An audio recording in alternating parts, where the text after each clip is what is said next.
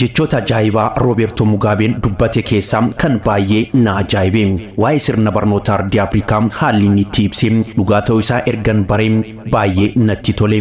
Jechichi akkas jedha: barattoonni qabxii olaanoo tokkoffaa galmeessisiisan injiinaraa fi meedisinii baratu.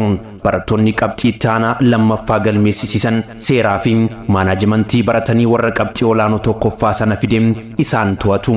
Barattoonni qabxii gadaanaa sadaffaa galmeessisiisan siyaasa gaggeessuun warra sadarkaa tokkoffaa fi lammaffaa walitti qabanii isaan bulchu.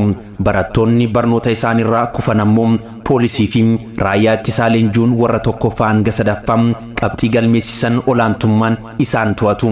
Isaan kana yoo barbaadan ni tumu, yoo barbaadan ni hidhu, yoo barbaadan qaama hir'isu, yoo barbaadan immoo ni ajjeesu. Kan baay'ee heddummeessee na ajaa'ibe ammoo warri kutaa tokkoyyuu hin seenne qaalluu fi xolqaa'ii ta'uun hordoftoota hedduu horachuun hojjechaatii jiru. Mee jecha kanam gara biyya keenya kanatti jijjiiraatiin koomentiin naaf godha. Jechi kun nuuf dhugaadha moo dharaadha? Koomentii keessan eegala.